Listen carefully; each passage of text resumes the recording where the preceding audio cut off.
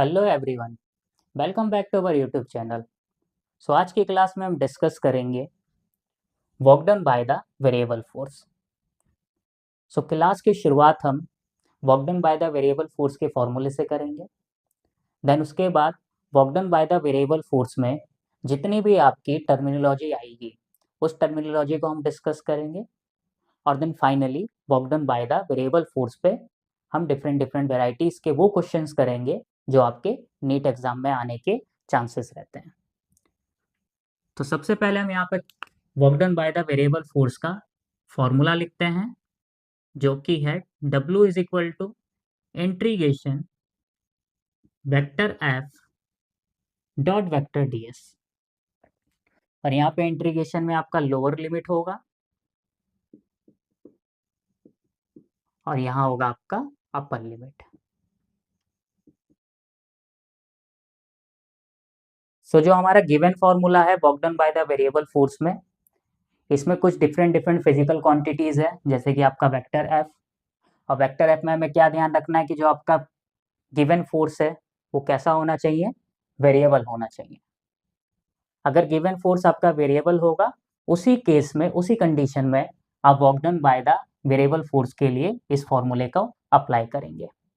अगर आपका given force variable नहीं है, इट्स मीन आपको ये फॉर्मूला यूज नहीं करना है। तो सबसे पहले यहाँ पे हम देखते हैं वेक्टर एफ को। वेक्टर एफ को हम लिख सकते हैं F x I cap plus F Y J cap plus F Z K cap. और क्योंकि ये हमारा फोर्स है तो इसका यूनिट हम लिख देते हैं न्यूटन। अभी जो आपका गिवन फोर्स है वो गिवन फोर्स कैसा होना चाहिए, वेरिएबल होने चाहिए। वेरिएबल का मतलब ये है कि जो आपका एफ एक्स है या तो ये वेरिएबल होना चाहिए आपका, या फिर जो आपका एफ वाई है वो वेरिएबल होना चाहिए, या फिर जो आपका एफ जेड है वो वेरिएबल होना चाहिए। अगर आपके तीनों components F X, F Y and F Z में से कोई एक भी वेरिएबल होता है, इट्स मीन आपका जो गिवन फोर्स है वो आपका क्या होगा, वेरिएबल फोर्स होगा।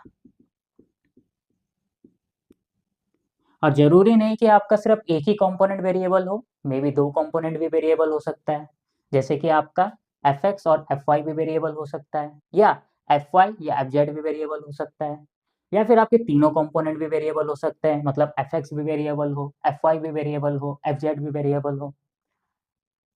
ओवरऑल आपको बस ये देखना है कि कोई एक कंपोनेंट भी आपको वेरिएबल दिखाई देता है, इट्स मीन आपका गिवन फोर्स क्या है, वेरिएबल फोर्स है। चलिए एग्जांपल के थ्रू समझते हैं इसको। सपोज हमारे पास एक गिवन फोर्स है vector F is equal to X square I cap plus Y J cap plus 2 K cap.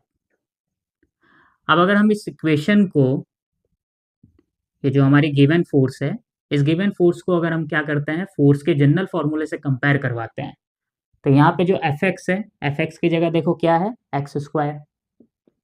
तो यहाँ पे हम क्या लिख सकते हैं कि जो आपका एफ एक्स है, एफ एक्स की जगह क्या है, एक्स स्क्वायर है। जो हमारा एफ वाई है, एफ वाई की जगह देखो क्या है, एफ वाई की जगह हमारा वाई है। और एफ जेड है, एफ जेड की जगह कितना है, 2 है। अगर हम बात करते हैं F X square, F X is equal to X square, तो ये क्या है, एक वेरिएबल है, क्योंकि x की वैल्यू यहाँ पर क्या कर सकती है, वेरी कर सकती है। जो x की वैल्यू 1 भी हो सकता है, x की वैल्यू 2 भी हो सकती है, x की वैल्यू 3 भी हो सकता है। तो यहाँ पर x की वैल्यू क्या है, आपका वेरी कर सकता है। सिमिलर आपका y का वैल्यू भी वेरी कर सकता है। y का वैल्यू आपका 1 भी हो सकता है, 2 भी हो सकता है, -1 भी हो सकता है, -2 भी हो सकता है। बट जो हमारा एफ जेड है, जिसकी वैल्यू क्या है, 2 है, ये क्या है हमारा, यहाँ पे देखो कांस्टेंट है। अब हमने वेरिएबल फोर्स के लिए जो कंडीशन बताई थी, वो कंडीशन क्या थी, कंडीशन ये थी कि अगर आपका एफ एक्स या एफ वाई या एफ जेड तीनों में से कोई एक भी वेरिएबल हो जाए, इट्स मीन जो आपका गिवन फोर्स है वो क्या होगा, वेरिएबल होगा। अब यहाँ पर देखो क्या है, जो हमारा एफ एक्स है वो भी वेरिएबल है और एफ वाई है वो भी वेरिएबल है। और इन दोनों के वेरिएबल होने की वजह से जो हमारा गिवन फोर्स है वो क्या होगा, वेरिएबल होगा। इट्स मीन जो हमारा क्या है, ये गिवन फोर्स है, ये गिवन फोर्स क्या हो जाएगा, given force is variable force. चलिए एक और अनदर एग्जांपल लेते हैं। Suppose vector F is equal to है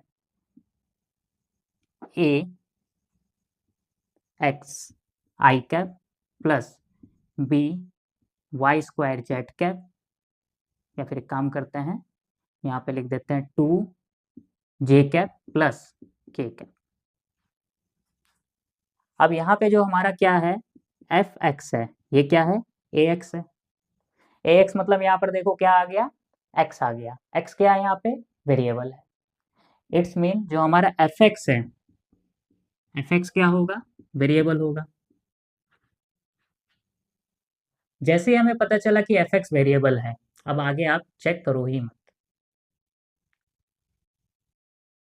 तो यहाँ पे जैसे हमें ये पता चलता है कि एफ एक्स वेरिएबल है, इट्स मीन जो आपका गिवन फोर्स है, गिवन फोर्स इज वेरिएबल। तो इस प्रकार आप क्या कर सकते हो, इस प्रकार जो आपका गिवन फोर्स है, गिवन फोर्स को आइडेंटिफाई कर सकते हो कि आपका जो गिवन फोर्स है वो वेरिएबल फोर्स है या फिर कांस्टेंट फोर्स है। अगर आपका वेरिएबल फोर्स है तो आप वॉकडन के लिए इस फॉर्मूले का अप्लाई करोगे, और अगर आपका कांस्टेंट फोर्स है तो कांस्टेंट फोर्स के लिए हम लास्ट लेक्चर में वॉकडन by the constant force discuss कर चुके हैं। तो उसके लिए आप क्या करेंगे, उसके लिए आप वॉकडन बाय द कांस्टेंट फोर्स के लिए प्रीवियस लेक्चर में हमने जो फॉर्मूला यूज़ किया था उस फॉर्मूले को अप्लाई करेंगे। तो फिलहाल तो हम यहाँ पे वेरिएबल फोर्स की बात कर रहे थे, तो वेरिएबल फोर्स के लिए ये कंडीशन है। देखो सेकंड टर्मिनोलॉजी क्या है यहाँ पे, वेक्टर डी एस।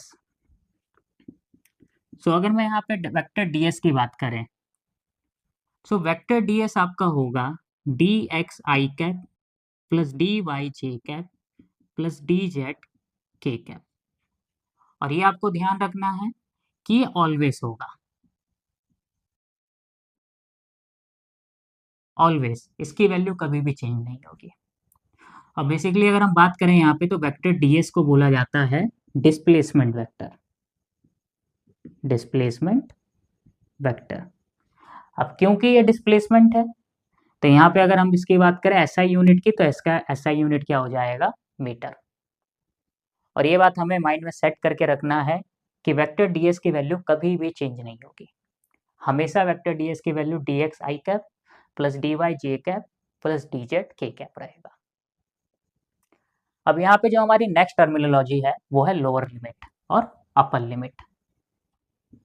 अगर हम यहाँ पे बात करते हैं लोअर लिमिट की, तो ये पॉइंट्स होंगे, हमेशा पॉइंट्स होंगे।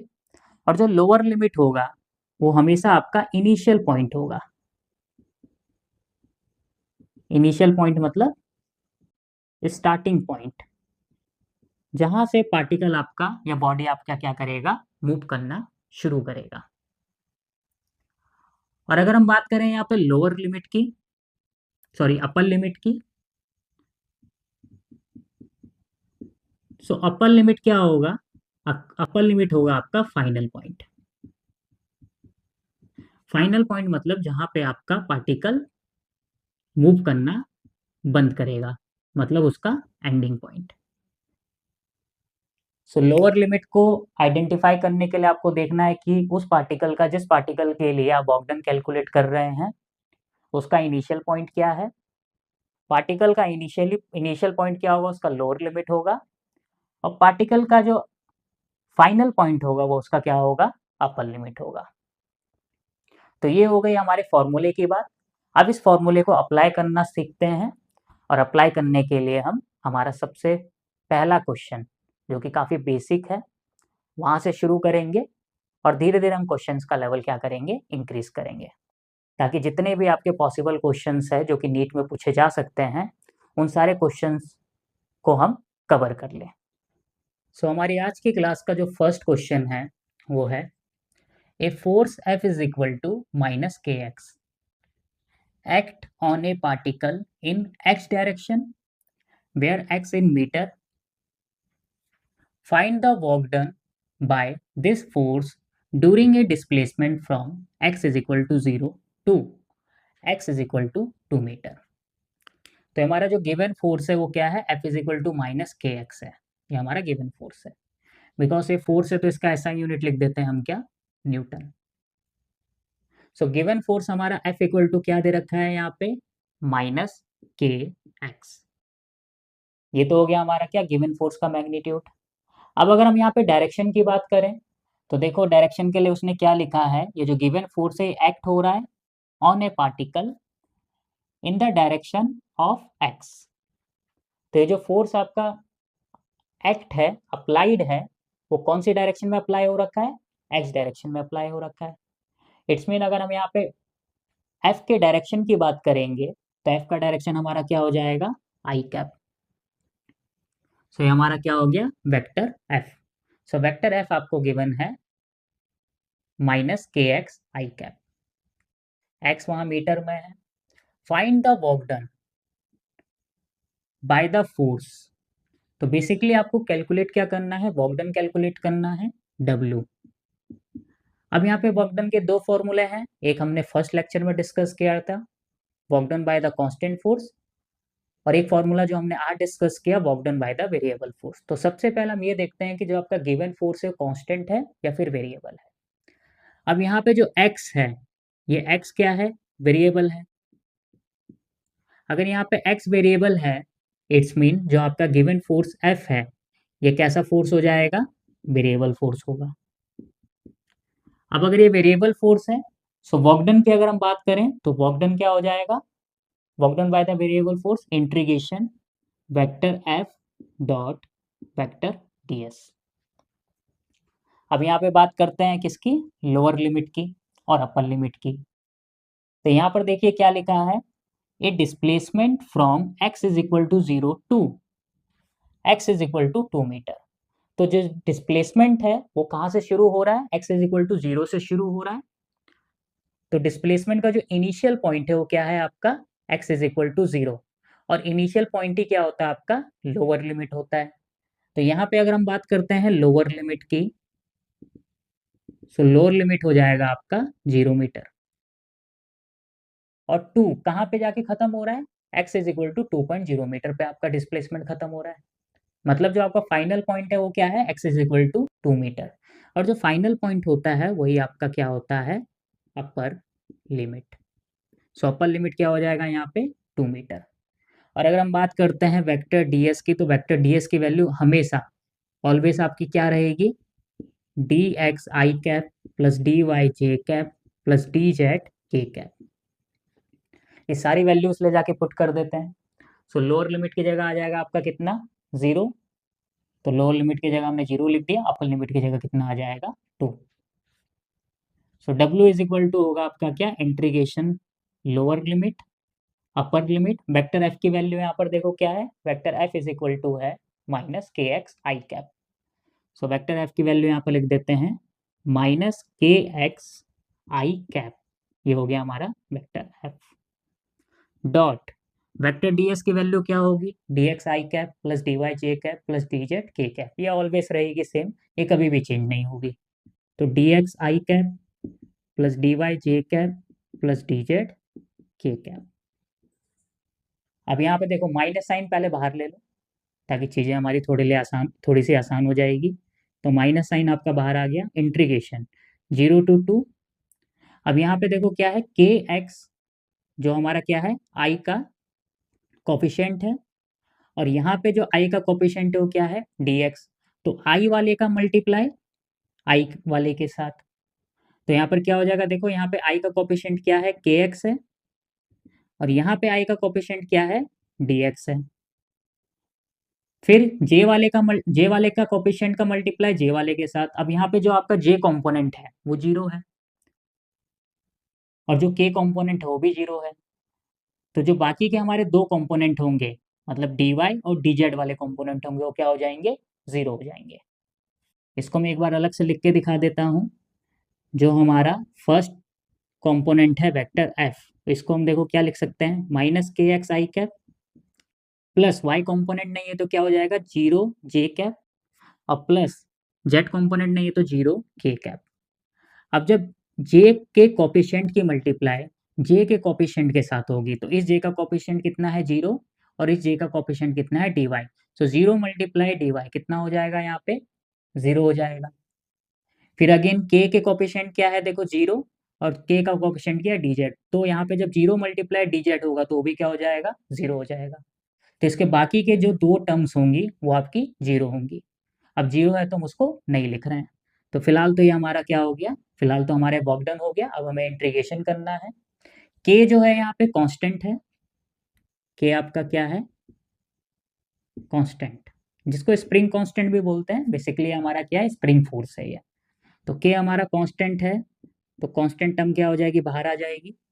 अंदर क्या बचेगा, integration limit 0 to 2 x into D x. और जब आप इसका इंटीग्रेशन करोगे तो w इज इक्वल टू क्या हो जाएगा, माइनस एक्स, एक्स का इंटीग्रेशन होगा x square upon 2, lower limit upper limit. और जब लिमिट पुट करोगे तो माइनस के तो ऐसे ही रहेगा, और ये जो 2 है इसको बाहर आप निकाल लो। फाइनली ऊपर क्या ब्रैकेट में क्या बचेगा, एक्स स्क्वायर। एक्स स्क्वायर में जब आप लिमिट पुट करोगे तो लिमिट कैसे पुट करोगे, अपर लिमिट। तो जहां जहां एक्स है वहां वहां अपर लिमिट पुट कर दो। तो यहाँ पर देखो क्या, एक्स स्क्वायर की जगह क्या आ जाएगा, 2 का स्क्वायर, माइनस लोअर लिमिट, जहां जहां एक्स है वहां वहां क्या कर दो, जीरो पुट कर दो। तो यहाँ क्या हो जाएगा, जीरो का स्क्वायर। तो फाइनली जो हमारा बॉक्सडन है वो बॉक्सडन क्या हो जाएगा, माइनस के बाई 2 4 माइनस जीरो, यानी कि माइनस के बाई 2 इंटू 4। और इसको अगर आप मैनिपुलेट करोगे तो W इज इक्वल टू कितना आ जाएगा, माइनस 2 के जूल। तो इस तरीके से आप क्या कर सकते हो, work done by the variable force calculate कर सकते हो। तो ये हमारा फर्स्ट वेराइटी का क्वेश्चन है। अब इसी से मिलता जुलता हमारी सेकेंड वेराइटी का क्वेश्चन भी डिस्कस करते हैं। हमारा नेक्स्ट क्वेश्चन है वो है, a force vector F is equal to A plus B Y J newton act on the particle where y is in meter. Find the work done by this force during a displacement from y is equal to 0 to y is equal to d meter where a and b positive constant. तो सबसे पहले यहाँ पे जो आपको given force है उस given force को हम यहाँ पे नोट डाउन कर लेते हैं। So given force vector F is equal to है a प्लस बी वाई, कौन सी डायरेक्शन में, जे कैप डायरेक्शन में। जे कैप मतलब वाई डायरेक्शन में। ये आपका क्या है, गिवन फोर्स है। ए और बी तो यहाँ पे कांस्टेंट है, बट वाई यहाँ पे वेरी कर रहा है। और वाई कहाँ से कहाँ तक वेरी कर रहा है, जीरो से शुरू कर रहा है, मतलब वाई का जो इनिशियल पॉइंट है वो क्या है, जीरो है। और Y is equal to D पे जाके क्या कर रहा है, खुद को फिनिश कर रहा है। मतलब इसका जो फाइनल पॉइंट है वाई का वो क्या है, डी है। अब क्योंकि यहाँ पे y क्या कर रहा है, आपका वेरी कर रहा है, तो हम यहाँ पे लिख सकते हैं y क्या होगा, आपका वेरिएबल होगा। अगर y वेरिएबल है इट्स मीन जो आपका गिवन फोर्स है, गिवन फोर्स क्या होगा, वेरिएबल फोर्स। अब आपको फाइंड आउट क्या करना है, फाइंड आउट करना है work done. So work done by the variable force. अब हमें work done by the variable force he calculate करना है। ये कैसे पता चला, बिकॉज आपका जो गिवन फोर्स है वो क्या है, वेरिएबल फोर्स है। सो work done by the variable force होता है आपका integration vector F dot vector ds। उसके बाद आप क्या करोगे, उसके बाद आप यहाँ पे लिखोगे किसके वैल्यू, अपर लिमिट की और लोअर लिमिट की। तो अगर हम बात करते हैं यहाँ पे लोअर लिमिट की, सो लोअर लिमिट हमने क्या बताया था, इनिशियल पॉइंट। और जो इसका इनिशियल पॉइंट है वो कितना है, y इज इक्वल टू 0। तो इसका जो लोअर लिमिट है वो कितना हो जाएगा, 0 हो जाएगा। अगर हम यहाँ पे बात करते हैं अपर लिमिट की, सो अपर लिमिट हमने क्या बताया था, फाइनल पॉइंट। तो जो इसका फाइनल पॉइंट है वो क्या है, y is equal to D metre. तो इसका अपर लिमिट क्या हो जाएगा यहाँ पे, डी मीटर। और अगर हम बात करते हैं वेक्टर ds की, तो वेक्टर ds अगेन यहाँ पर क्या होगा, always dxi cap plus dyj cap plus dz k cap. अब ये सारी वैल्यूज उठा के क्या करो, फॉर्मूले में ले जाके पुट कर दो। तो यहाँ पे लोअर लिमिट क्या हो जाएगा 0, अपर लिमिट क्या हो जाएगा यहाँ पे d। तो फाइनली यहाँ पे अगर हम बात करते हैं w की, so w is equal to integration 0 to d। f क्या है देखो यहाँ पर, f की वैल्यू है a plus B Y, so f की वैल्यू है a plus B Y J cap dot ds की वैल्यू क्या है, ds की वैल्यू है D X I cap plus D Y J cap plus D Z K cap. अब क्योंकि यहाँ पे सिर्फ कौन सा कंपोनेंट है, y कंपोनेंट है, तो सिर्फ y कंपोनेंट की मल्टीप्लाई y कंपोनेंट के साथ होगी। बाकी जितने भी कंपोनेंट्स है आपके dx कंपोनेंट मतलब i कंपोनेंट और k कंपोनेंट मतलब आपका x कंपोनेंट और z कंपोनेंट, ये दोनों ही कंपोनेंट क्या हो जाएंगे, डॉट प्रोडक्ट में आपके 0 हो जाएंगे। तो फाइनली यहाँ पे जब हम मल्टीप्लाई करेंगे तो j का मल्टीप्लाई किसके साथ होगा, j के साथ होगा। तो j का डॉट प्रोडक्ट हम क्या करेंगे, j का डॉट प्रोडक्ट हम j के साथ कैलकुलेट करेंगे। तो फाइनली जब हम क्या करेंगे, j का डॉट प्रोडक्ट j के साथ निकालेंगे तो लिमिट आपकी वैसी रहेगी 0 टू d, और आपका जब मल्टीप्लाई होगा j का कंपोनेंट j के कंपोनेंट के साथ, तो क्या हो जाएगा a plus B Y into D Y, और बाकी सारे कंपोनेंट्स आपके क्या हो जाएंगे, 0 हो जाएंगे। सिमिलर हमारे फर्स्ट क्वेश्चन की तरह, जैसे कि हमने फर्स्ट क्वेश्चन में करा था। तो सिर्फ उन्हीं कंपोनेंट्स को आप लिखोगे जो कंपोनेंट्स आपके क्या है, प्रेजेंट है। अब क्योंकि यहाँ पे आपका क्या था देखो, x कंपोनेंट एब्सेंट था और z कंपोनेंट एब्सेंट था गिवन फोर्स में, तो आपका जो x और जो आपका z होगा वो क्या हो जाएगा, वो आपका 0 हो जाएगा। तो यहाँ पे आपका क्या है, जो x है और जो z है वो 0 हो गया। अब इसके बाद एक क्वेश्चन हम एक और लेंगे जिसमें आपका x कंपोनेंट भी होगा, y कंपोनेंट भी होगा, z कंपोनेंट भी होगा, तो उसमें चीज़ें आपको और अच्छे से क्लियर हो जाएंगी। फिलहाल तो क्या है, इसमें x कंपोनेंट और y कंपोनेंट आपका क्या है, गिवन फोर्स में 0 है। इट्स मीन आपका जो x कंपोनेंट के साथ डॉट प्रोडक्ट होगा, z कंपोनेंट के साथ डॉट प्रोडक्ट होगा, वो आपका 0 हो जाएगा। अब इसको हम कैलकुलेट करते हैं, तो कैलकुलेट करेंगे तो w इज इक्वल टू हमारा क्या आ जाएगा, a कांस्टेंट है, सो a का इंटीग्रेशन हो जाएगा क्या आपका y, प्लस b भी कांस्टेंट है तो b को हम वैसे लिख देंगे, और y का इंटीग्रेशन क्या हो जाएगा, वाई स्क्वायर अपॉन 2, और लिमिट क्या हो जाएगी 0 टू d। तो सबसे पहले अपर लिमिट पुट करते हैं। अपर लिमिट कैसे पुट करेंगे, जहाँ जहाँ y है वहाँ वहाँ d पुट कर दो।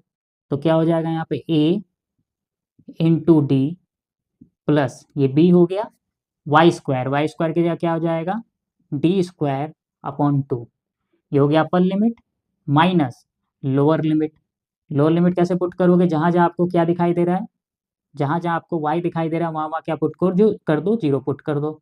तो 0 पुट करोगे तो क्या हो जाएगा a इंटू वाई, मतलब a into 0 plus b Y square मतलब 0 का स्क्वायर अपॉन 2। तो ये आपका 0 हो गया और ये भी आपका क्या हो जाएगा 0 हो जाएगा। तो फाइनली जो हमारा वर्क डन आएगा वो क्या आ जाएगा, a into D plus D square upon 2, और क्योंकि वर्क डन है तो इसका यूनिट क्या हो जाएगा, ऐसा यूनिट जूल। तो इस तरीके से आप क्या कर सकते हो, इस क्वेश्चंस को, इस टाइप के क्वेश्चंस को आप अप्रोच कर सकते हो। तो चलिए हमारे नेक्स्ट क्वेश्चन को डिस्कस करते हैं। तो नेक्स्ट क्वेश्चन है हमारा, vector f is equal to X I cap plus Y square J cap plus Z K cap newton, force acting on a particle, find out the work done during displacement 2,3,2 to 1,1,2 metre. अब यहाँ पे जो हमारा basically given force है वो कितने dimension में है, 3 डायमेंशन में। गिवन फोर्स के पास हमारा देखो x कंपोनेंट भी है, y कंपोनेंट भी है और z कंपोनेंट भी है। तो जो हमारा गिवन फोर्स है सबसे पहले हम वो लिख लेते हैं। तो given force vector F is equal to X I cap plus Y square J cap plus Z K cap newton, ये आपका क्या है, गिवन फोर्स है। अब यहाँ पे x भी वेरी कर रहा है, y भी वेरी कर रहा है, मतलब वाई स्क्वायर भी वेरी कर रहा है और जेड भी वेरी कर रहा है। तो यहाँ पे जो हमारा क्या है, गिवन फोर्स है वो आपका क्या होगा, वेरिएबल फोर्स होगा। सो given force is variable force. अब हमें यहाँ पे क्या करना है, वर्क डन कैलकुलेट करना है, find out the work done. So work done का कौन सा फॉर्मूला हम अप्लाई करेंगे, वेरिएबल फोर्स का फॉर्मूला अप्लाई करेंगे, जो कि होता है आपका integration vector F dot vector D S. तो सबसे पहले यहाँ पर क्या करते हैं, वैल्यू पुट कर लेते हैं। तो अगर हम बात करें वेक्टर एफ की, तो वेक्टर एफ देखो यहाँ पर क्या है, एक्स आई कैप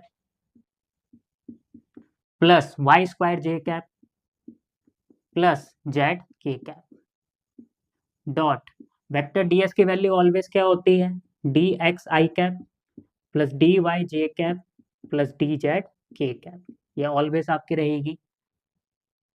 अब यहाँ पे देखो क्या होगा, एक्स का मतलब आई कैप का, आई कैप के कंपोनेंट के साथ डॉट प्रोडक्ट, तो क्या आ जाएगा यहाँ पे, integration x into D x. अब इंटीग्रेशन क्या होता है, प्लस में डिस्ट्रीब्यूट हो जाता है, तो यहाँ क्या आ जाएगा बताओ, प्लस इंटीग्रेशन। अब y का देखेंगे, y का y के साथ डॉट प्रोडक्ट, तो यहाँ पर क्या आ जाएगा, वाई स्क्वायर डी वाई। अब फिर क्या होगा, फिर इंटीग्रेशन डिस्ट्रीब्यूट हो जाएगा प्लस में, तो यहाँ अगेन प्लस आ जाएगा और एक नया इंटीग्रेशन आ जाएगा।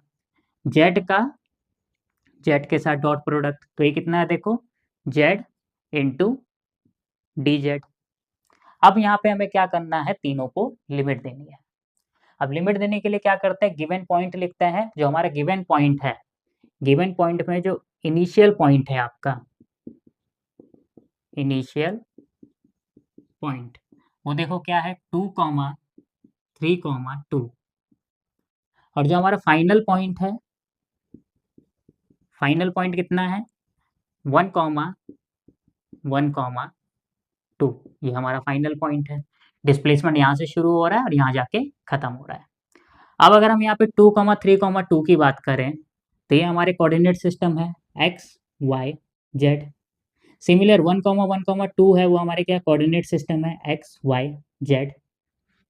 तो अगर हम x की बात करें, तो x देखो कहाँ से, इनिशियल पॉइंट क्या है x का, मतलब x कहाँ से शुरू कर रहा है, 2 से शुरू कर रहा है, तो x हमारा 2 से शुरू कर रहा है और फिनिश कहाँ पे कर रहा है, 1 पे फिनिश कर रहा है।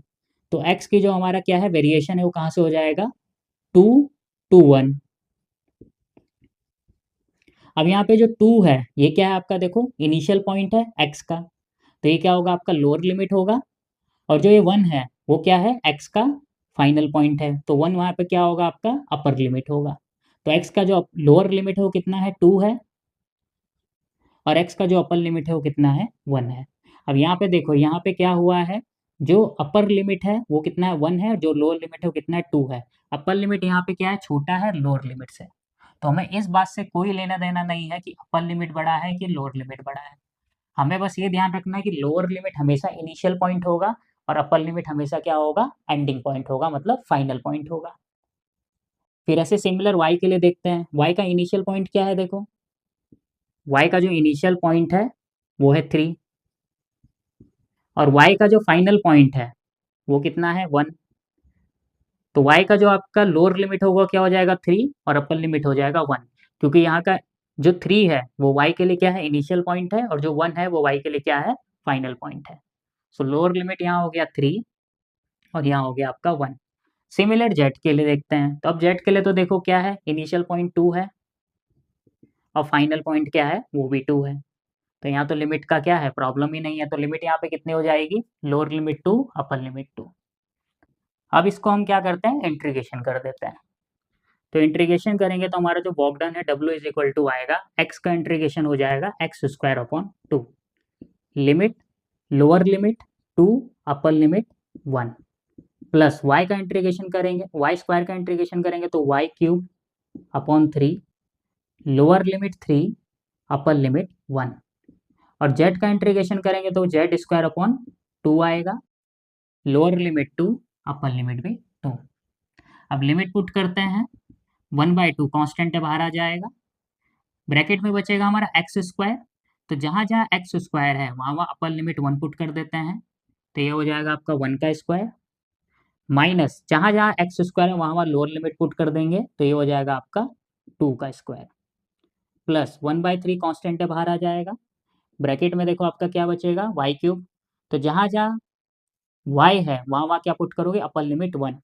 तो यहाँ पे आ जाएगा आपके क्या, 1⁻³ माइनस जहाँ जहाँ आपका y है वहाँ वहाँ क्या पुट कर दोगे, लोअर लिमिट यानी कि 3। तो 3 का क्या आ जाएगा यहाँ पे, पावर 3 प्लस 1/2, अगेन कांस्टेंट है, बाहर ले लिया।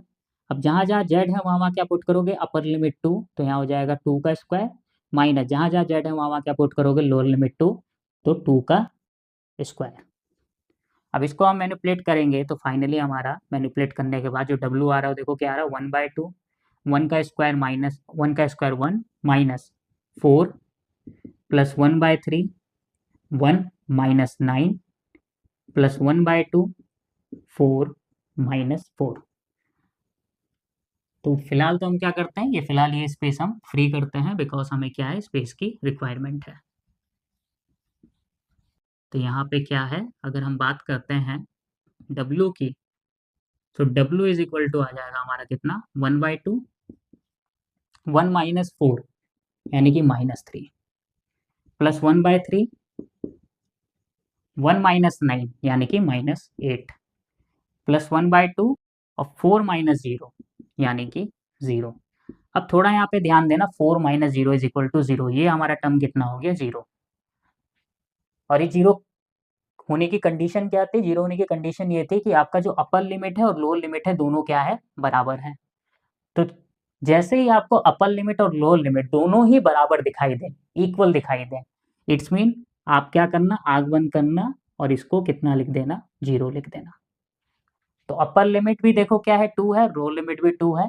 तो इसको आपको सॉल्व करने की जरूरत नहीं है, अपर लिमिट और लोअर लिमिट इक्वल होते ही उसकी वैल्यू कितनी हो जाती है, 0 हो जाती है। बट हाँ, अगर अपर लिमिट 2 होता और लोअर लिमिट -2 होता तब ये वैल्यू 0 नहीं होती। 0 तभी होगा जब आपका अपर लिमिट और लोअर लिमिट इक्वल आएगा, 2 2 1 1 -5 -5। तो ये बात थी हमारा क्या, थोड़ा सा इंटीग्रेशन की क्या होती है, एक प्रॉपर्टी होती है। तो आप डायरेक्ट इस इंटीग्रेशन की प्रॉपर्टी को ध्यान में रखते हुए इसकी वैल्यू को 0 रख सकते हैं ताकि कैलकुलेशन थोड़ी सी आसान हो जाए। तो फाइनली जब आप इसको सॉल्व करोगे तो देखो क्या आएगा, -3/2 और ये आ जाएगा आपका कितना, -8/3। माइनस कॉमन लोगे और अपॉन में एलसीएम कितना आ जाएगा आपका, 6। तो ये हो जाएगा 9 प्लस 16 और इसको सॉल्व करोगे आप तो ये हो जाएगा आपका 9 प्लस 16 मतलब 25/6 और ये नेगेटिव साइन ये रहा। तो आपका जो वर्क डन है वो क्या होगा, नेगेटिव आएगा और कितना आएगा, 25/6 जूल। अब इसको भी आप सॉल्व करना चाहते हो तो 25/6 से आप क्या कर दो, डिवाइड कर दो। तो ये था आपका क्या, एक नई वेराइटी का क्वेश्चन जो कि 3 डायमेंशनल क्वेश्चन था, जहाँ पे आपका फोर्स क्या था, 3 डायमेंशनल था। सो जो हमारा नेक्स्ट क्वेश्चन है वो है, a coolie lift a suitcase weighing 20 kg from the platform and puts it on his head 2 meter above the platform। ये हमारा गिवन क्वेश्चन है और आपको कैलकुलेट क्या करना है, टोटल 2 पार्ट्स कैलकुलेट करने हैं। जो फर्स्ट पार्ट है वो है calculate the work done by the gravity and जो सेकंड पार्ट है वो कैलकुलेट करना है आपको वर्क डन बाय द कुली। तो यहाँ पे देखिए, जो आपको वर्क डन कैलकुलेट करना है वो किसके लिए वर्क डन कैलकुलेट करना है, ग्रेविटी के लिए वर्क डन कैलकुलेट करना है। तो यहाँ पे हम सबसे पहले ग्रेविटी को डिस्कस करते हैं। तो ग्रेविटी क्या होती है, एक टाइप की फोर्स होती है और क्योंकि ये ग्रेविटी है तो हम इसको लिख देते हैं Fg। और अगर हम ग्रेविटी के मैग्नीट्यूड की बात करें, सो ग्रेविटी का जो मैग्नीट्यूड होता है वो होता है आपका क्या, mg। m क्या होता है, मास ऑफ द बॉडी, जिस बॉडी पे हम क्या कर रहे हैं, ग्रेविटी को कैलकुलेट कर रहे हैं। और जो मास है, ये मास आपका क्या रहेगा, देखो यहाँ पे कांस्टेंट रहेगा क्योंकि आपको मास कितना गिवन दे रखा है, 20 kg। अभी पूरी जर्नी में जो मास गिवन है आपको, पूरी जर्नी में क्या रहेगा, 20 kg रहेगा। तो मास यहाँ पर देखिए क्या हो गया, मास यहाँ पे कांस्टेंट हो गया। और जी की वैल्यू जो आपकी होती होती 9.8 मीटर पर सेकेंड स्क्वायर। अगेन ये भी क्या है, एक कांस्टेंट वैल्यू है। तो एम भी कांस्टेंट, जी भी कांस्टेंट। तो फाइनली हमारा जो एफ जी मतलब ग्रेविटी है, वो ग्रेविटी भी क्या होगा यहाँ पे बताओ, ये ग्रेविटी क्या होगा, कांस्टेंट फोर्स होगा। तो फिलहाल तो हमें ये पता चल गया कि जो आपका गिवन फोर्स है वो क्या है, कांस्टेंट फोर्स है। अब क्योंकि गिवन फोर्स आपका कांस्टेंट फोर्स है, तो जब आप क्या करेंगे, वॉकडन कैलकुलेट करेंगे, तो वॉकडन का कौन सा फॉर्मूला आप अप्लाई करेंगे, वॉकडन बाय द कांस्टेंट फोर्स, जो कि हम प्रीवियस लेक्चर में डिस्कस कर चुके हैं। तो फिलहाल क्या करते हैं, फिलहाल जो गिवन कंडीशन है उसको एक्सप्लेन कर देते हैं। तो एक 20 kg का सूटकेस है जो कि ग्राउंड पे रखा हुआ है। तो ये है ग्राउंड और ये है 20 kg का सूटकेस। और एक कुली है, यहाँ पे एक कुली बना देते हैं।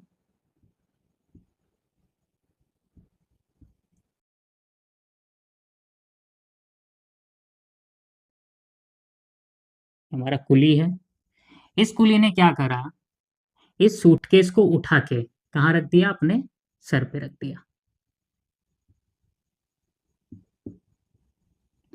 तो जब ये कुली क्या करेगा, इस सूटकेस को उठा के अपने सर पे रखेगा, तो ये जो ब्लॉक है, इस ब्लॉक का डिस्प्लेसमेंट जो है वो कौन सी डायरेक्शन में होगा, डिस्प्लेसमेंट होगा नीचे से कहाँ की तरफ, ऊपर की तरफ, मतलब अपवर्ड डायरेक्शन में। तो डिस्प्लेसमेंट का जो डायरेक्शन है वो कहाँ की तरफ है, ऊपर की तरफ है। और कितना डिस्प्लेस हुआ है, ये जो सूटकेस है वो ग्राउंड से कहाँ की तरफ जा रहा है, कुली के हेड पे जा रहा है। तो ग्राउंड से, ग्राउंड मतलब प्लेटफॉर्म, तो प्लेटफॉर्म से कुली का जो हेड है वो कितना है, 2 मीटर है। इट्स मीन जो ये सूटकेस का डिस्प्लेसमेंट होगा वो कितना होगा, 2 मीटर होगा। तो यहाँ पे सूटकेस का जो डिस्प्लेसमेंट है यानी कि एस इज इक्वल टू कितना दे दिया, तो 2 मीटर। और मास तो आपको गिवन है ही है, मास कितना है यहाँ पे, 20 kg। अब आपको बेसिकली क्या कैलकुलेट करना है, आपको कैलकुलेट करना है सबसे पहला part, calculate the work done by the gravity. Work done by the gravity हमें क्या करना है, कैलकुलेट करना है। तो जब हम फर्स्ट पार्ट को अप्रोच करेंगे, क्योंकि ये आपका क्या है, ग्रेविटी कांस्टेंट फोर्स है, इसलिए वर्क डन बाय द जो ग्रेविटी आएगा, ग्रेविटी को हम जी से नोटेशन दे देते हैं, वो आपका क्या होगा, vector F dot vector S आएगा। बिकॉज यहाँ पे आपका गिवन फोर्स क्या है, कांस्टेंट है, और कांस्टेंट फोर्स के लिए जो आपका वर्क डन होता है वो होता है आपका vector F dot vector S, जो कि हमने फर्स्ट लेक्चर में काफी अच्छे से डिस्कस किया था। इसको और आप सिंप्लीफाई करेंगे तो जो आपका वर्क डन होगा बाय द ग्रेविटी वो होगा आपका क्या, एफ एस कॉस थीटा। और work done by the gravity ये आपका क्या आ जाएगा, फोर्स, फोर्स की जगह आप क्या पुट करेंगे, एम जी। तो फोर्स की जगह आपका आ जाएगा एम इंटू जी और into displacement into cos theta. अब यहाँ पे जो आपकी m की वैल्यू है, m की वैल्यू कितनी गिवन दे रखी है, 20 kg। g की वैल्यू कितनी है, 9.8। अच्छा, g की वैल्यू हम यहाँ राउंड ऑफ करके कितना ले सकते हैं, 10 मीटर पर सेकेंड स्क्वायर। ये राउंड ऑफ करके ले रहे हैं ताकि कैलकुलेशन हमारी थोड़ी आसान हो जाए। तो g की वैल्यू हमने यहाँ पे 10 ले लिया। s की वैल्यू देखो कितना है, s की वैल्यू यहाँ पे 2 मीटर, तो s यहाँ पे 2 हो जाएगा। और cos थीटा, थीटा क्या होगा, angle between the gravity and displacement. अब अगर हम बात करते हैं ग्रेविटी के डायरेक्शन की, तो ग्रेविटी का जो डायरेक्शन होता है वो हमेशा कहाँ की तरफ होता है, डाउनवर्ड डायरेक्शन में होता है ऑलवेज। तो mg का जो डायरेक्शन होता है वो कहाँ की तरफ होगा, ऑलवेज डाउनवर्ड डायरेक्शन में होगा, जो कि न्यूटन लॉ मोशन में काफी अच्छे से पढ़ते हैं। अब यहाँ पे हम साफ साफ देख सकते हैं जो ग्रेविटी फोर्स लग रहा है वो कौन से डायरेक्शन में लग रहा है, डाउनवर्ड डायरेक्शन में लग रहा है।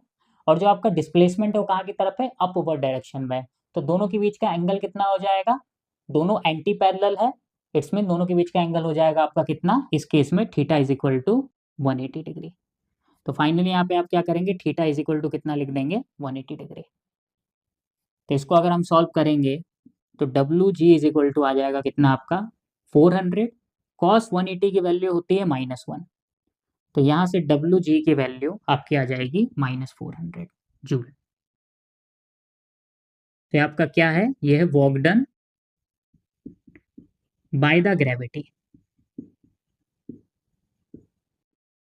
ये हो गया आपका फर्स्ट पार्ट। अब यहाँ पे देखिए जो सेकंड पार्ट है उसमें आपको क्या कैलकुलेट करना है, calculate the work done by the coolie. क्योंकि इस ब्लॉक को कुली क्या करेगा, कुली फोर्स लगा के ऊपर की तरफ अपने सर, फोर्स लगा के क्या करेगा, अपने सर पे रखेगा। फॉर एग्जाम्पल ये क्या है, एक मार्कर है, एक ऑब्जेक्ट है जो कि ग्राउंड पे रखा हुआ है। फिलहाल मेरे हाथ को ग्राउंड कंसीडर कर लो। अब इसको उठा के मुझे क्या करना है, कुछ हाइट पे लेके जाना है। तो इस मार्कर को अगर मुझे कुछ हाइट पे लेके जाना है तो बाहर से मुझे क्या करना पड़ेगा, एक एक्सटर्नल फोर्स अप्लाई करना पड़ेगा। और ये एक्सटर्नल फोर्स क्या करेगा, इस मार्कर को एच हाइट पे ले जाके रख सकता है। तो अगर इस कुली ने इस सूटकेस को प्लेटफॉर्म से अपने सर पे रखा होगा तो डेफिनेटली कुछ ना कुछ फोर्स अप्लाई किया होगा। तो यहाँ पे हम सपोज करते हैं कि इसने एक फोर्स अप्लाई किया, जो कि कौन सी डायरेक्शन में अप्लाई करेगा, डेफिनेटली ऊपर की तरफ अप्लाई करेगा। जैसे कि इस मार्कर में अप्लाई कर रहा हूँ ऊपर की तरफ, अदरवाइज ऊपर मार्कर नहीं जाएगा। तो ये जो फोर्स आपका अप्लाई हो रहा है, ये फोर्स कौन सी डायरेक्शन में अप्लाई हो रहा है, अपवर्ड डायरेक्शन में। जो कि कौन अप्लाई कर रहा है, कुली अप्लाई कर रहा है। तो यहाँ पे जो आपका फोर्स आएगा वो क्या आएगा, बाय द कुली आएगा। अब यहाँ पे एक चीज आपको ध्यान रखनी है। क्या ध्यान रखना है, यहाँ पे देखो क्वेश्चन में क्या पूछा है, वर्क डन बाय द कुली।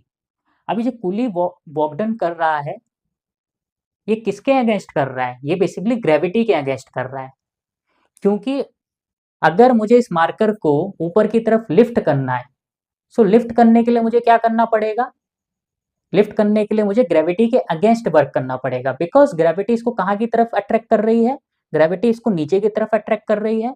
और अगर मैं इस मार्कर को ऊपर की तरफ लिफ्ट करना चाहता हूँ, इट्स मीन जो मेरा वर्क डन है वो किसके अगेंस्ट हो रहा है, ग्रेविटी के अगेंस्ट वर्क हो रहा है।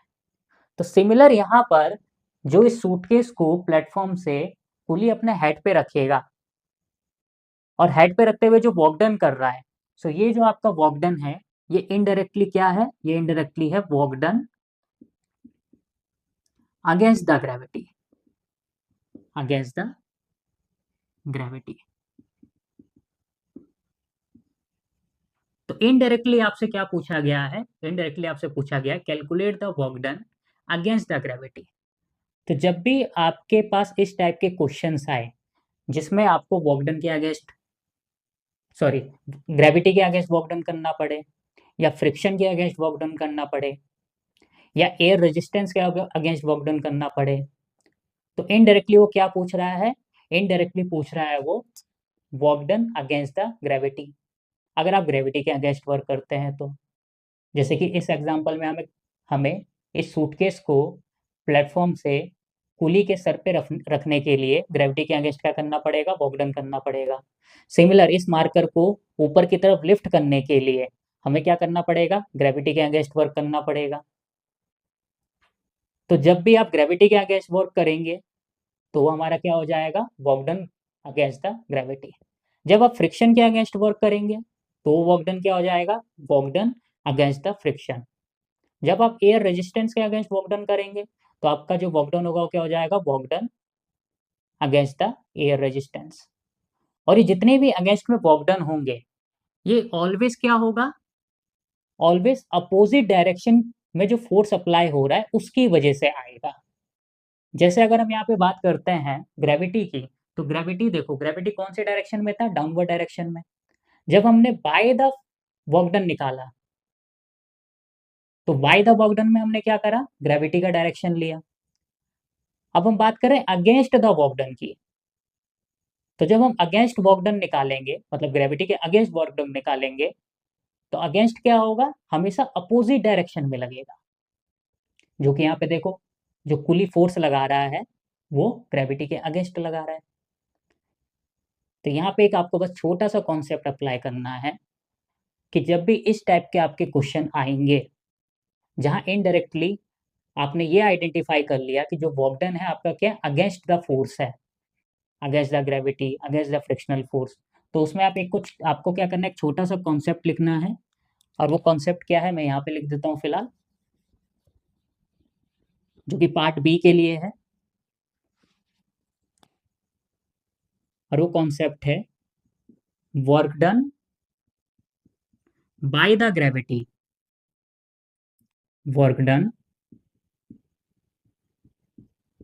Bye the gravity is equal to minus work done against the gravity.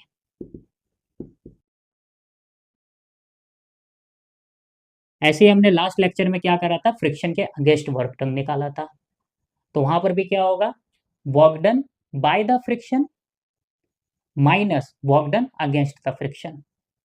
ऐसे अगर आप एयर रेजिस्टेंस के लिए वर्क डन निकालते हैं तो क्या होगा, work done by the air resistance minus work done against the air resistance. तो यहां पर हमारा क्या होगा, बेसिकली जो वर्क डन होगा किसके लिए, कुली के लिए। So work done by the coolie is equal to क्या होगा बताओ, work done against the gravity. और जो हमारा work done against the gravity है वो क्या होगा, वो माइनस साइन के साथ आ जाएगा। वर्क डन अगेंस्ट ग्रेविटी को हम क्या लिख सकते हैं, minus work done by the gravity. और work done by the gravity देखो कितना आ रखा, -400 joule. So work done by the coolie जो होगा हमारा क्या आ जाएगा, माइनस, और work done by the gravity कितना है, -400 जूल, तो ये आ जाएगा आपका -400 जूल। तो finally work done by the coolie कितना आ जाएगा, 400 जूल। तो इस तरीके से आप क्या कर सकते हैं, work done by the gravity और work done against the gravity calculate कर सकते हैं। Work done by the gravity पे बेस्ड हम हमारा नेक्स्ट क्वेश्चन डिस्कस करते हैं। तो हमारा नेक्स्ट क्वेश्चन है, a block of mass 5 kg slide down an incline plane 30 degree and length 10 metre, find the work done by the force of gravity. तो सबसे पहले हम क्या करते हैं, यहाँ पे एक इंक्लाइन प्लेन बनाते हैं, और इंक्लाइन प्लेन ग्राउंड के साथ कितने डिग्री एंगल पे है, 30 डिग्री एंगल पर। तो यहाँ पे हमारा क्या है, एक इंक्लाइन प्लेन है, और इंक्लाइन प्लेन जो है ग्राउंड के साथ कितने डिग्री एंगल पे है, 30 डिग्री एंगल पर है। साथ ही उसने इंक्लाइन प्लेन की लेंथ गिवन दी है कितनी, 10 metre. So length of the incline plane is 10 metre. तो इस इंक्लाइन प्लेन का हम क्या करते हैं, नेमिंग कर देते हैं। ये हमारा इंक्लाइन प्लेन का पॉइंट ए है जो कि बॉटम पे है, और इंक्लाइन प्लेन का ये पॉइंट बी है जो कि क्या है, टॉप पर है। तो length of the incline plane, तो length of the incline plane क्या होगा आपका, ए टू बी। सो आपको गिवन है A to B is equal to 10 metre, is equal to 10 metre length of the incline plane. अब इस इंक्लाइन प्लेन पे क्या है, एक 5 kg मास का एक बॉक्स रखा हुआ है, मतलब एक ब्लॉक रखा हुआ है। तो ये ब्लॉक है जिसका मास कितना है, 5 kg। अब ये ब्लॉक क्या होगा, ये ब्लॉक नीचे आने शुरू करेगा। अब ये नीचे क्यों आएगा वो भी देखते हैं। तो सबसे पहले इसका हम फ्री बॉडी डायग्राम बनाते हैं। तो इस पे एक mg फोर्स लगेगा, कहाँ की तरफ, डाउनवर्ड डायरेक्शन में, ठीक, डाउनवर्ड डायरेक्शन में। इसका एक कंपोनेंट हो जाएगा इस डायरेक्शन में, और एक कंपोनेंट हो जाएगा आपका इस डायरेक्शन में। यहाँ पे 5 kg की जगह हम क्या करते हैं, m ले लेते हैं। ये जो कंपोनेंट होगा आपका क्या होगा, mg cos थीटा, और ये कंपोनेंट होगा आपका क्या, mg sin थीटा। सो mg sin थीटा क्या करेगा, इसको नीचे की तरफ क्या करेगा, नीचे की तरफ डिस्प्लेस करेगा। और फाइनली ये नीचे की तरफ डिस्प्लेस होते होते कहाँ पहुंच जाएगा, ग्राउंड पे पहुंच जाएगा। तो ये एम के जी का ब्लॉक क्या हो गया, डिस्प्लेस होके पॉइंट बी से कहाँ पहुंच गया, पॉइंट ए पे पहुंच गया। अब अगर हम यहाँ पे बात करते हैं फोर्स की, तो टोटल यहाँ पे दो फोर्सेस है। दो फोर्सेस कैसे हैं, क्योंकि ग्रेविटी क्या है यहाँ पर दो पार्ट्स में डिवाइड हो गई। तो ग्रेविटी के यहाँ टोटल दो कंपोनेंट है, एक है एक्स कंपोनेंट और एक है हमारा क्या, वाई कंपोनेंट। तो अगर हम एक्स कंपोनेंट की बात करें तो एक्स कंपोनेंट को हम अलग सॉल्व करेंगे और वाई कंपोनेंट को हम अलग सॉल्व करेंगे। तो एक्स कंपोनेंट देखो हमारा क्या है, एम जी साइन थीटा, और जो हमारा वाई कंपोनेंट है, वाई कंपोनेंट कितना है, वाई कंपोनेंट है M G cos theta. So work done by the gravity, इसका एक्स कंपोनेंट हम अलग सॉल्व करने जा रहे हैं, और work done by the gravity का वाई कंपोनेंट हम अलग सॉल्व करने जा रहे हैं। तो सबसे पहले हम इसका एक्स कंपोनेंट सॉल्व करते हैं। एक्स कंपोनेंट को सॉल्व करने के लिए हमें एक्स डायरेक्शन में डिस्प्लेसमेंट चाहिए, तो हम यहाँ पे लिखेंगे S x, the displacement in the x direction. अब एक्स डायरेक्शन की अगर हम बात करें तो एक्स डायरेक्शन हमारा देखो कौन सा है, बी टू ए, क्योंकि ये बी टू ए की तरफ जा रहा है। और बी टू ए की तरफ जो इसका डिस्प्लेसमेंट हो रहा है कितना हो रहा है, बी से कहाँ की तरफ जा रहा है, ए की तरफ जा रहा है, तो इसका डिस्प्लेसमेंट कितना होगा, बी टू ए, मतलब इसका जो लेंथ होगा बी टू ए का, वही इसका एक्स डायरेक्शन में क्या होगा, डिस्प्लेसमेंट होगा, जो कि कितना है 10 मीटर। तो एक्स डायरेक्शन में इसका डिस्प्लेसमेंट कितना हो गया आपका 10 मीटर। अब अगर हम वाई डायरेक्शन की बात करते हैं, अब इसका वाई डायरेक्शन देखो कहाँ की तरफ है, वाई डायरेक्शन ये है। सो वाई डायरेक्शन में यहाँ पे कोई भी डिस्प्लेसमेंट नहीं हो रहा है, बिकॉज अगर हम यहाँ पे बात करें तो सारा डिस्प्लेसमेंट कौन से डायरेक्शन में हो रहा है, एम जी साइन थीटा की ही डायरेक्शन में हो रहा है। एम जी कॉस थीटा की डायरेक्शन में कोई भी डिस्प्लेसमेंट नहीं है। तो यहाँ पे हम कह सकते हैं कि वाई डायरेक्शन में जो डिस्प्लेसमेंट है वो आपका कितना है, 0 है। अब सबसे पहले यहाँ पर क्या करते हैं, डब्ल्यू एक्स निकालते हैं। डब्ल्यू एक्स मतलब वॉकडन bye the gravity in the direction of x. तो फोर्स भी हम कौन से डायरेक्शन का लेंगे, एक्स डायरेक्शन का लेंगे। डिस्प्लेसमेंट भी कौन से डायरेक्शन का लेंगे, एक्स डायरेक्शन का लेंगे। और यहाँ पे आपका आ जाएगा कॉस थीटा। और कॉस थीटा क्या होगा, कॉस थीटा होगा angle between the vector F x and S x. तो अभी हम देख लेंगे थीटा इज इक्वल टू कितना है। तो फिलहाल हम क्या करते हैं, वैल्यू पुट करते हैं, W X is equal to F X. F X की वैल्यू देखो कितनी है आपकी, एम जी साइन थीटा। और displacement in the direction of X वो कितना है, देखो यहाँ पे वो आपको दे रखा है 10 इंटू कॉस थीटा। अब एक्स डायरेक्शन में मतलब एम जी साइन थीटा हमारा एक्स डायरेक्शन है, एम जी साइन थीटा के ही डायरेक्शन में आपका डिस्प्लेसमेंट हो रहा है।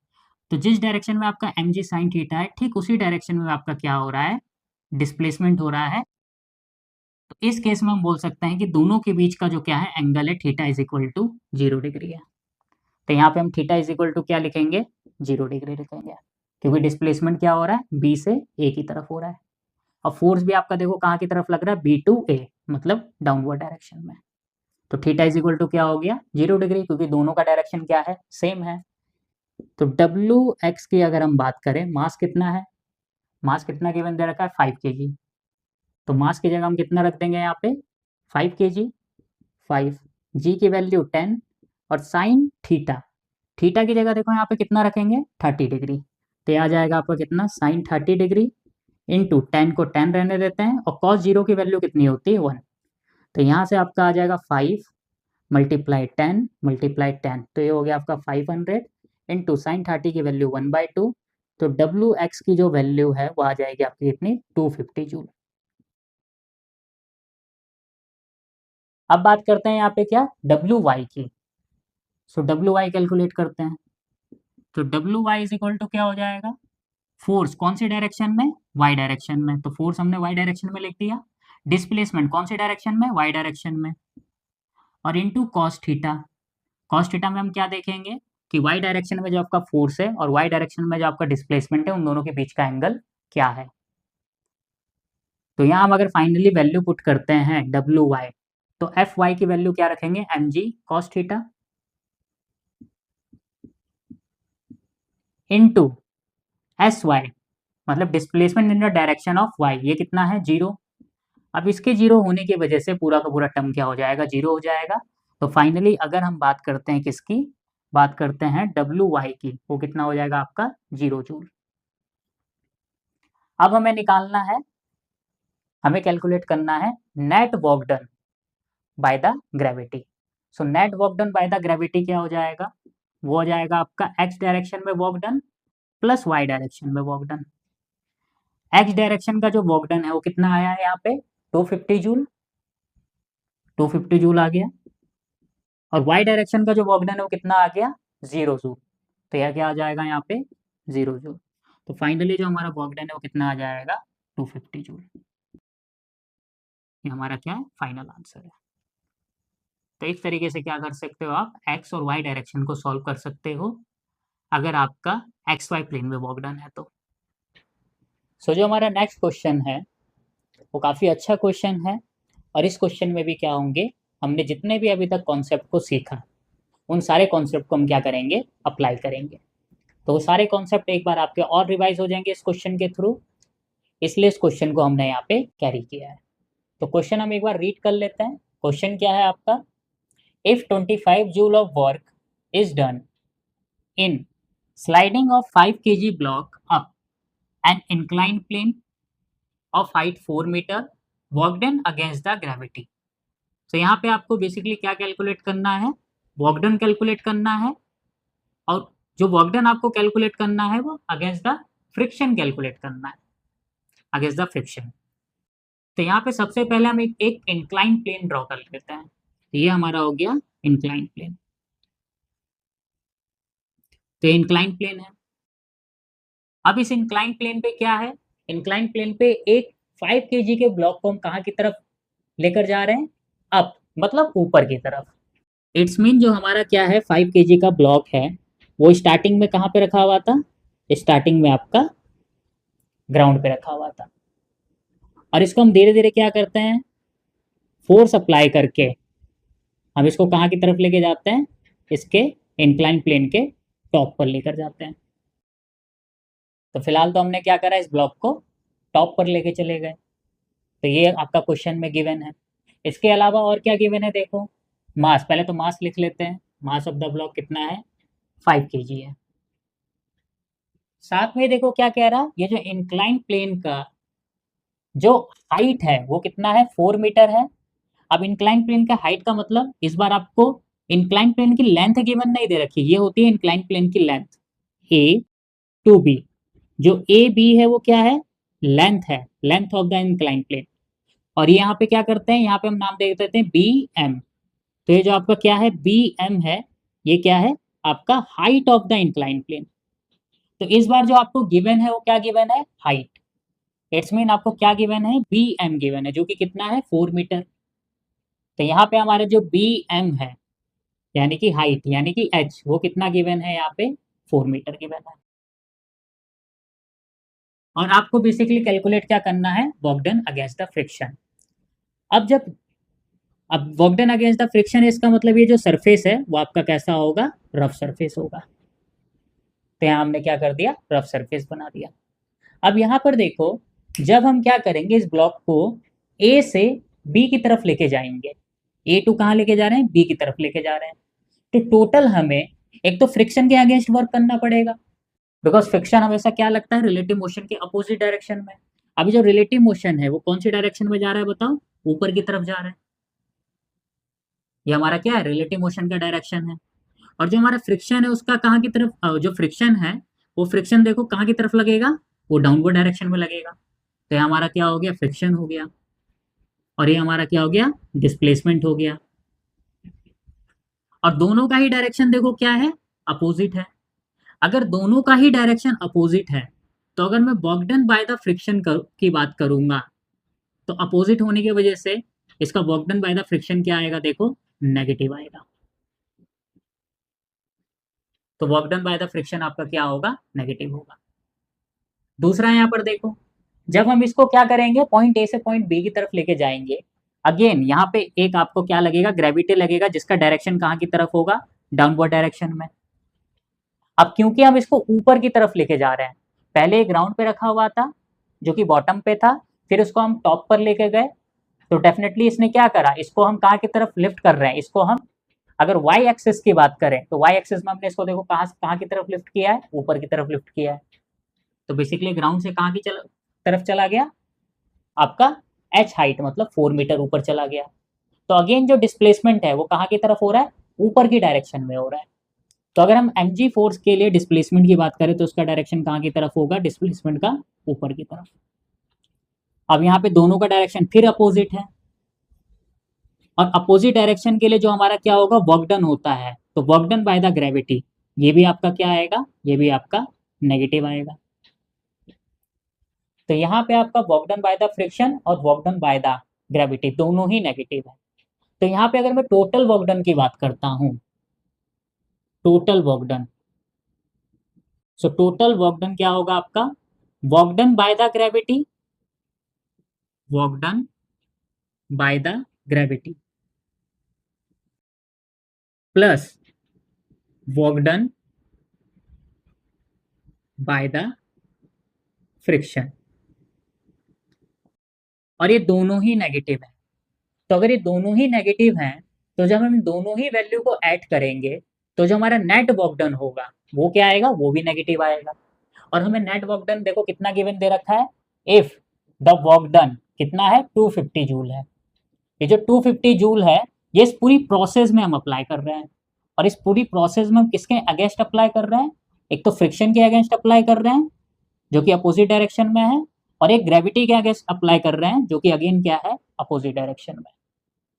तो यहाँ पे जो हमारा वर्क डन है ये क्या है, नेट वर्क डन है। तो नेट वर्क डन हमारा क्या होगा, नेगेटिव होगा, because work done by the gravity और work done by the friction दोनों ही नेगेटिव है। तो नेगेटिव नेगेटिव क्या आ जाएगा, आपका रिजल्ट भी नेगेटिव होगा। सपोज एक एग्जांपल के थ्रू समझते हैं। Work done by the gravity आपका कितना, सपोज इट -20 है, क्योंकि नेगेटिव आएगा। Work done by the gravity negative आएगा। और work done by the friction suppose करते हैं -30 जूल है।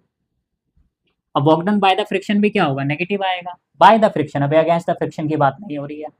कैलकुलेट हमें बेसिकली अगेंस्ट द फ्रिक्शन करना है, पर हमें बाय द फ्रिक्शन का हेल्प लेना पड़ेगा, बाय द ग्रेविटी की हेल्प लेनी पड़ेगी। क्योंकि हमें क्या करना है, पहले bye the gravity bye the friction calculate कर लेते हैं, और जैसे हम बाय द फ्रिक्शन कैलकुलेट करेंगे तो अगेंस्ट द फ्रिक्शन के लिए हम क्या करेंगे, साइन को ठीक अपोजिट कर देंगे। अगर आपका by the friction work done positive आता है तो against the friction work done क्या हो जाएगा, नेगेटिव हो जाएगा। तो against the work done calculate करने से बेटर ऑप्शन है हमारे पास by the friction work done calculate करेंगे, क्योंकि वो हमारे लिए आसान प्रोसेस है। तो इसलिए हम यहाँ पे बाय द ग्रेविटी और बाय द फ्रिक्शन की बात कर रहे हैं। तो बाय द फ्रिक्शन भी हमारा वर्क डन क्या होगा, नेगेटिव होगा। तो अगर मैं टोटल वर्क डन की बात करता हूँ तो टोटल वर्क डन देखो क्या आएगा, टोटल वर्क डन होगा आपका work done by the gravity जो कि कितना है, -20 है, और work done by the friction जो कि कितना है आपका, -30 है। तो नेट वर्क डन आपका कितना आ गया, 50 जूल, जो कि क्या आ रहा है, देखो यहाँ पे नेगेटिव आ रहा है। इट्स मीन जो आपका 250 जूल जो कि टोटल वर्क डन है वो आपका क्या होगा, वो आपका नेगेटिव आएगा। तो यहाँ पे टोटल वर्क डन हम कितना लिखेंगे, टोटल वर्क डन की वैल्यू जो कि आपको गिवन दे रखी है 250 जूल, वो कितनी आ जाएगी बताइए, -250 joule is equal to work done by the gravity. अब अगर हम work done by the gravity की बात करेंगे तो यहाँ पे हमारा देखो work done by the gravity क्या होगा, ग्रेविटी का force into displacement S into displacement और ग्रेविटी के बीच का एंगल cos थीटा। और work done by the friction को हम ऐसे ही रहने देते हैं और work done by the friction का नोटेशन देते हैं WF, जो कि हमें कैलकुलेट करना है। तो WF क्या है, यहाँ पे WF है work done by the friction. तो फाइनली यहाँ पे देखो क्या आएगा, जो work done by the friction आएगा वो हमारा कितना हो जाएगा, -250 जूल। और ये क्या है, ये पूरा का पूरा पॉजिटिव है, इसको इधर हम लेके जाएंगे तो नेगेटिव हो जाएगा। नेगेटिव में क्या हो जाएगा, force of gravity into displacement into cos theta. So यहाँ पे हमारा जो WF होगा हो जाएगा 250 joule minus force of gravity. Force of gravity की जो वैल्यू होती है वो हमारी क्या होती है, basically F equal to mg। तो यहाँ पुट कर देते हैं, फोर्स ऑफ ग्रेविटी क्या हो जाएगा, mg into S into cos theta is equal to -250 joule ऐसे ही रहेगा, माइनस m की वैल्यू कितनी है, 5। तो हम क्या करेंगे, 5 लिख देंगे, मल्टीप्लाई g की वैल्यू कितनी होती है, हमें पता है 10 होता है। फिलहाल हम इसको क्या करते हैं, मिटा देते हैं,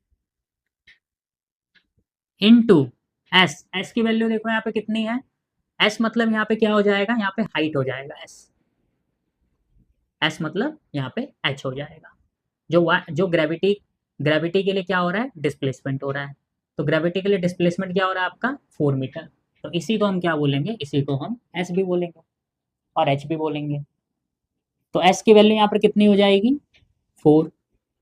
और cos थीटा, अब यहाँ पे cos थीटा की वैल्यू थोड़ा सा ध्यान से लिखना है। अब अगर यहाँ पे हम बात करें cos थीटा की, तो देखो डिस्प्लेसमेंट कौन सी डायरेक्शन में हो रहा है, डिस्प्लेसमेंट हो रहा है ऊपर की तरफ, और जो आपका mg फोर्स है वो कहाँ की तरफ जा रहा है, डाउनवर्ड डायरेक्शन में। तो दोनों के बीच जो एंगल है वो कितना हो जाएगा, 180 डिग्री हो जाएगा, बिकॉज यहाँ पे दोनों क्या है, एंटी पैरेलल है। तो यहाँ पे अगर हम एंगल की बात करते हैं डिस्प्लेसमेंट और mg फोर्स की, तो कितना है यहाँ पे 180 डिग्री। तो इसको अगर आप सॉल्व करोगे तो work done by the friction force is equal to minus का 250 जूल माइनस 5 मल्टीप्लाई 10 मल्टीप्लाई 4, तो ये आ जाएगा आपका कितना 200, और cos 180 की वैल्यू कितनी होती है -1, तो यहाँ से आपकी जो वैल्यू आ जाएगी वो आ जाएगी 250 जूल माइनस, अब माइनस माइनस से क्या हो जाएगा प्लस 200 जूल। तो फाइनली यहाँ से जब हम क्या करेंगे work done by the friction निकालेंगे, तो 200 किसका, माइनस का 200 सॉरी माइनस का 250 जूल और प्लस का 200 जूल, तो फाइनली कितना आ जाएगा ये बताइए, माइनस का 50 जूल। तो यहाँ से जो आपका work done by the friction है वो कितना आया है, माइनस का 50 जूल आया है। तो फिलहाल हम क्या करते हैं, थोड़ा सा स्पेस फ्री करते हैं, उसके बाद हम यहाँ पे इसको आगे की तरफ सॉल्व करेंगे। तो यहाँ पर देखो क्या है, ये जो WF है, WF की वैल्यू कितनी आई है 50 जूल, और ये जो WF है वो क्या है, work done by the friction, by the friction, और work done by the friction कितना है, माइनस का 50 जूल। बट हमें कैलकुलेट क्या करना था, हमें कैलकुलेट करना था work done against the friction. तो हमने एक फॉर्मूला पढ़ा था, और वो फॉर्मूला क्या था, work done against the friction is equal to minus work done by the friction.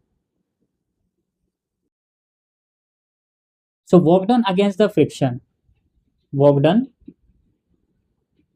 against the friction is equal to क्या हो जाएगा आपका, minus work done by the friction, और work done by the friction कितना आया -50 joule, तो ये आ जाएगा आपका -50 जूल, और माइनस माइनस क्या हो जाएगा आपका +50 जूल। तो जो आपका work done against the friction होगा वो कितना हो जाएगा, +50 जूल हो जाएगा। तो काफ़ी अच्छा क्वेश्चन था, और इसमें दो कॉन्सेप्ट एक साथ कंबाइंड हुए हैं। तो बेसिकली आपके बहुत बेसिक कॉन्सेप्ट अगर आपको क्लियर है, तो इस टाइप के क्वेश्चन भी आप आसानी से क्या कर सकते हैं, अप्रोच कर सकते हैं और आसानी से सॉल्व कर सकते हैं। और बिकॉज आपका नीट 2025 थोड़ा हार्ड आएगा, क्योंकि 2024 में जो नीट है उस नीट में 720 आउट ऑफ 720 70 स्टूडेंट्स अप्रोक्स थे, और 70 अप्रोक्स स्टूडेंट्स बहुत ज़्यादा होते हैं। तो कहीं ना कहीं नेक्स्ट ईयर पेपर को थोड़ा सा हार्ड बनाने की कोशिश की जाएगी, तो हमें उस कंडीशन के लिए भी तैयार रहना है। तो इस टाइप के आपको क्वेश्चंस को सॉल्व करना पड़ेगा। सो हमारी आज की क्लास का जो लास्ट क्वेश्चन है वो है, a string is used to pull a block of mass m vertically up by a distance h at constant acceleration g/3, work done by the tension. तो टोटल 4 ऑप्शन है, इन 4 option में देखते हैं कि कौन सा ऑप्शन आपका करेक्ट ऑप्शन है। तो सबसे पहले हम क्या करते हैं, एक ब्लॉक बनाते हैं, और ये जो ब्लॉक है इसको देखो कहाँ की तरफ पुल कर रहा है, एक स्ट्रिंग के थ्रू। एक स्ट्रिंग बना देते हैं, यहाँ पे ये स्ट्रिंग है, इस स्ट्रिंग के थ्रू हम क्या कर रहे हैं, इस m मास के ब्लॉक को, मास m है, वर्टिकली ऊपर की तरफ ले जा रहे हैं, कितने डिस्टेंस पे, h डिस्टेंस पे। तो बेसिकली जो ब्लॉक मूव कर रहा है कहाँ की तरफ मूव कर रहा है, ऊपर की तरफ मूव कर रहा है, और कितना डिस्टेंस तक मूव कर गया, h डिस्टेंस तक मूव कर गया।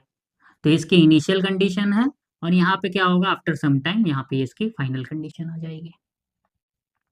अभी जो ऊपर की तरफ वर्टिकली डायरेक्शन में मूव कर रहा है, कितने एक्सेलरेशन से मूव कर रहा है, एक कांस्टेंट एक्सेलरेशन है g/3। तो यहाँ पे जो मूव कर रहा है कितने एक्सेलरेशन से, कांस्टेंट एक्सेलरेशन g/3 से। तो ये आपको क्या है, गिवन कंडीशन दे रखी है। अब इस ब्लॉक का हम क्या करते हैं, फ्री बॉडी डायग्राम बनाते हैं, और फिर फ्री बॉडी डायग्राम में हम क्या करेंगे, टेंशन की वैल्यू कैलकुलेट करेंगे। टेंशन की वैल्यू इसलिए कैलकुलेट करेंगे क्योंकि आपको वर्क डन कैलकुलेट करना है बाय द टेंशन। तो यहाँ पे जब हम इसका फ्री बॉडी डायग्राम बनाएंगे तो ये ब्लॉक है, इस ब्लॉक पे एक स्ट्रिंग है, इसका मास m है। तो देखो सबसे पहले mg फोर्स कौन सी डायरेक्शन में, डाउनवर्ड डायरेक्शन में।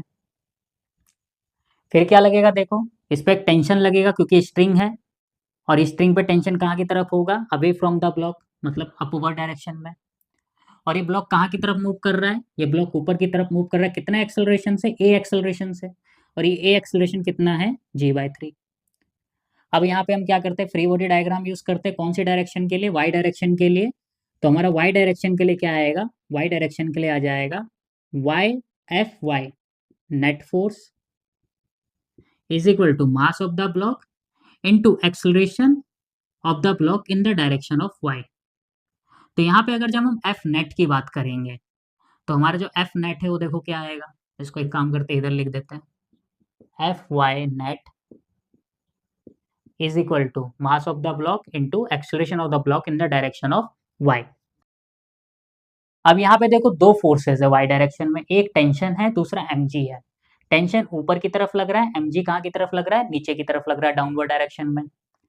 अब क्योंकि ब्लॉक ऊपर की तरफ मूव कर रहा है तो यहाँ पे टेंशन क्या होगा, टेंशन आपका पॉजिटिव आ जाएगा क्योंकि टेंशन का डायरेक्शन भी ऊपर की तरफ है। और जितने भी फोर्सेस नीचे की डायरेक्शन में लग रहे होंगे वो क्या आ जाएगा, आपका नेगेटिव आ जाएगा, क्योंकि जितने भी फोर्सेस आपके नीचे के डायरेक्शन में लग रहे हैं वो एक्सेलरेशन के अपोजिट डायरेक्शन में है। तो जो फोर्सेस एक्सेलरेशन के सेम डायरेक्शन में होते हैं वो पॉजिटिव होते हैं, और जो फोर्सेस आपके एक्सेलरेशन के अपोजिट डायरेक्शन में होते हैं नेगेटिव। तो यहाँ पे टी क्या हो जाएगा, पॉजिटिव, और माइनस mg क्या हो जाएगा आपका, negative, is equal to m, क्योंकि मास ऑफ द ब्लॉक आपको कितना गिवन दे रखा है, m दे रखा है, into acceleration of the block in the direction of y। तो y डायरेक्शन में हमारा जो एक्सेलरेशन है ay वो कितना है, g/3 अपवर्ड डायरेक्शन में। तो ay की जगह हम क्या पुट कर देंगे, g/3। तो फाइनली यहाँ से जो हमारा t है वो क्या आ जाएगा, आपका mg उधर जाके पॉजिटिव हो जाएगा, प्लस mg/3। इसको आप एलसीएम लोगे तो कितना आ जाएगा आपका, 4mg/3। यह आ गया हमारा टेंशन। अब हमें वर्क डन कैलकुलेट करना है बाय द टेंशन के लिए। तो work done by the tension जो हमारा आएगा वो आ जाएगा W2 क्या है, work done by the tension है, is equal to F S cos theta, हमारा बेसिक फॉर्मूला। तो W2 इज इक्वल टू, अब फोर्स की जगह क्या आ जाएगा, टेंशन आ जाएगा, और डिस्प्लेसमेंट, कितना डिस्प्लेसमेंट हो रहा है बताओ, h। यहाँ पे गिवन कितना दे रखा, h डिस्प्लेसमेंट हो रहा है कौन सी डायरेक्शन में, अपवर्ड डायरेक्शन में, वर्टिकली। तो अगर हम डिस्प्लेसमेंट की डायरेक्शन की बात करें तो कहाँ की तरफ है वो, वर्टिकली अपवर्ड डायरेक्शन में। तो यहाँ पर क्या हो जाएगा, जो डिस्प्लेसमेंट है उसका वैल्यू है यहाँ पर h, तो s की जगह हम क्या करेंगे, h पुट कर देंगे। अब यहाँ पे बात करते हैं थीटा की। तो थीटा यहाँ पर देखो क्या होगा, डिस्प्लेसमेंट भी अपवर्ड डायरेक्शन में, और टेंशन भी देखो कहाँ की तरफ है, अपवर्ड डायरेक्शन में। तो टेंशन अपवर्ड डायरेक्शन में, डिस्प्लेसमेंट भी अपवर्ड डायरेक्शन में, तो दोनों के बीच का जो एंगल है वो कितना हो जाएगा, theta is equal to 0 degree. तो यहाँ पे थीटा की वैल्यू कितनी पुट कर देंगे हम, यहाँ पे 0 डिग्री पुट कर देंगे। तो फाइनली यहाँ पे जो आपका क्या आएगा, WT is equal to, T की वैल्यू यहाँ से पुट करते हैं 4/3 mg। तो टी की जगह आ जाएगा आपका 4/3 mg, h की जगह h रहेगा, cos 0 कितना होता है, 1 होता है। तो फाइनली यहाँ से जो आपका क्या है, work done by the tension वो कितना हो जाएगा, 4/3 mgh। ये आपका आ गया क्या, वर्क डन। सो आपका कौन सा ऑप्शन सही होगा, ये है -4/3 mgh, ये गलत है, ये भी गलत, ये भी गलत, और आपका 4/3 mgh ये आपका करेक्ट ऑप्शन होगा। तो इस तरीके से आप क्या कर सकते हैं, work done by the tension calculate कर सकते हैं। फिलहाल आज के लेक्चर को ये फिनिश करते हैं, और आज के लेक्चर और प्रीवियस लेक्चर पे बेस्ड आपको असाइनमेंट्स मिल जाएंगे हमारे टेलीग्राम चैनल पे, और टेलीग्राम चैनल का जो लिंक है वो डिस्क्रिप्शन बॉक्स में है। तो लिंक के थ्रू आप हमारे टेलीग्राम चैनल से जुड़ सकते हैं। तो मिलते हैं नेक्स्ट लेक्चर में, थर्ड लेक्चर में वर्क एंड एनर्जी के।